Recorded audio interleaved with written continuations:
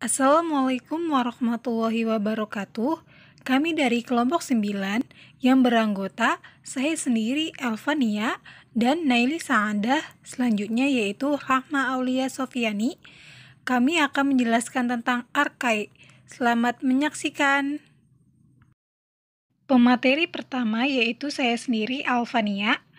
Archaebacteria meliputi organisme autotrof dan heterotrof. Selanjutnya, kingdom Archaeobacteria dikelompokkan lagi menjadi 5 filum. Yang pertama terdapat Crenarchaeota, kedua Euryarchaeota, ketiga Taumarchaeota, keempat Nanoarchaeota, kelima Carorchaeota. Yang pertama terdiri dari Crenarchaeota, bakteri yang banyak ditemukan di lingkungan laut. Jenis bakteri ini masuk dalam jenis bakteri Hyperthermophiles, Thermophiles, dan Thermoacidophilus. Yang kedua yaitu bakteri Euryarchaeota. Bakteri ini yang sering diteliti. Jenis bakteri ini termasuk dalam jenis bakteri Halophiles dan Methanogenid. Selanjutnya yang ketiga yaitu bakteri Taumarchaeota. Bakteri Taumarchaeota sekarang diketahui memiliki filum yang sangat beragam dan purba yang terdapat di berbagai ekosistem, termasuk perairan laut dan tanah, juga lingkungan yang panas. Yang keempat terdapat bakteri Nanoarchaeota. Nanoarchaeota ini anggota perwakilan tunggal Nanoarchaeum equitan. Yang terakhir yaitu filum Corarchaeota, terdiri dari Hyperthermophiles yang biasanya ditemukan di suhu lingkungan tinggi. Selanjutnya akan dijelaskan oleh Rahma. Selanjutnya yaitu karakteristik Archaebacteria. Archaebacteria dapat hidup di tempat yang ekstrim, seperti pada sumber air panas dengan temperatur 90 derajat Celcius hingga tempat yang hampir beku di Antartika. Archaebacteria juga dapat ditemukan pada tempat-tempat dengan kadar asam atau kadar garam yang sangat tinggi. Archaebacteria sebagai organisme uniseluler memiliki ciri-ciri sebagai berikut. Pertama, ukurannya sekitar 1 atau 10 mikrometer hingga 15 mikrometer. 2. Bertahan di asam, lingkungan air garam atau alkali, beberapa bisa menahan tekanan lebih dari 200 atmosfer. Ketiga, membran selnya tersusun atas lemak, berupa ikatan ether dan unit isopren. Keempat, selnya bersifat prokaryotik atau tidak mempunyai membran inti. Kelima, lipida bercabang pada membran sel. Keenam, dinding sel terdiri atas polisakarida dan protein bukan peptidoglikan.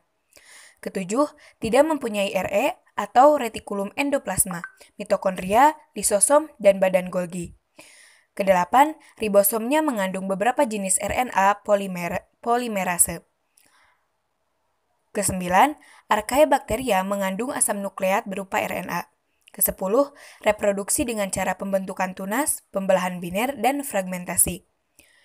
Ke-10, sensitif terhadap toksin difteri. Ke-11, hidup secara koloni atau berkelompok dan soliter atau sendiri. Ke-12, beberapa spesies Archaebacteria mempunyai flagela untuk bergerak. Ke-13, sebagian besar bersifat anaerob, tetapi ada juga beberapa spesies bersifat aerob. Anaerob fakultatif dan anaerob obligat. Selanjutnya yaitu sistem reproduksi Archaebacteria. Bakteri umumnya bereproduksi secara aseksual. Selain itu, bakteri juga berkembang biak dengan bertukar materi genetik dengan bakteri lain. Proses transfer materi genetik ini juga disebut dengan rekombinasi paraseksual atau genetik. Pertumbuhan bakteri yaitu pembelahan sel dalam koloni bakteri meningkatkan jumlah koloni dengan cepat. Faktor-faktor yang mempengaruhi berlangsungnya reproduksi diantaranya yaitu suhu.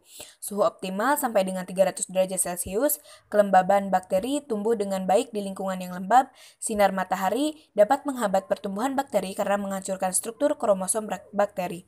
Bahan kimia menyebabkan kerusakan atau membunuh dinding sel bakteri dan menghambat pertumbuhan bakteri.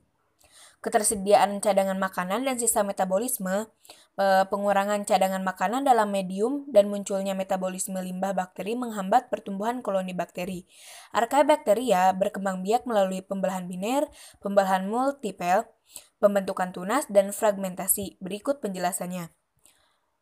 Yang pertama yaitu pembelahan biner.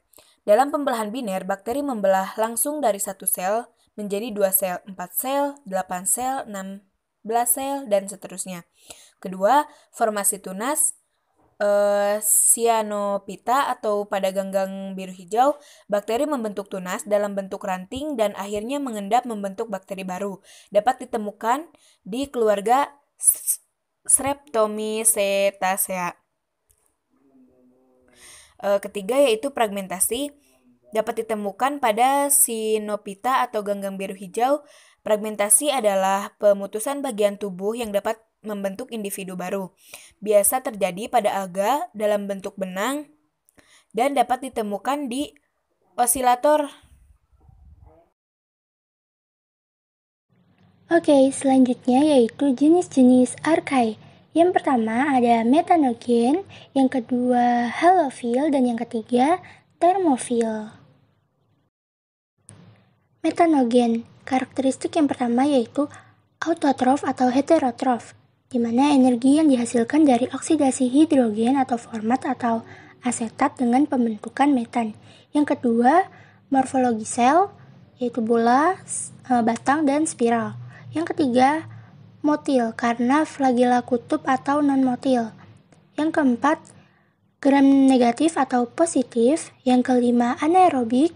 Yang keenam, sensitif terhadap keberadaan oksigen.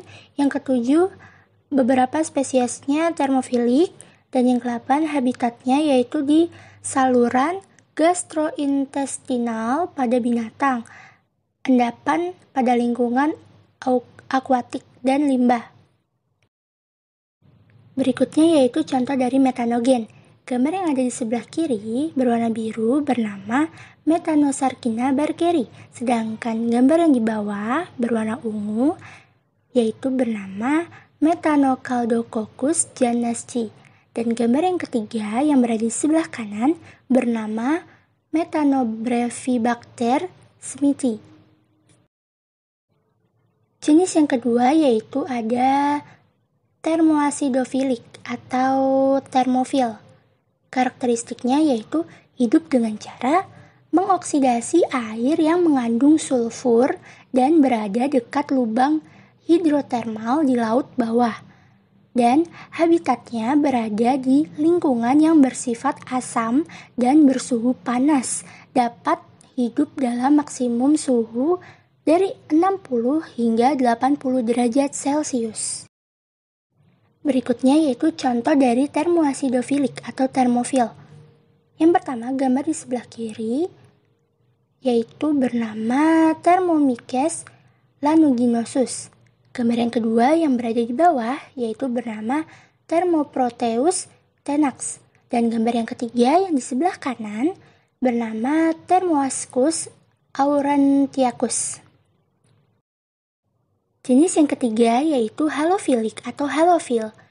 Mempunyai karakteristik yaitu hidup di tempat yang asin dengan kadar garam yang tinggi.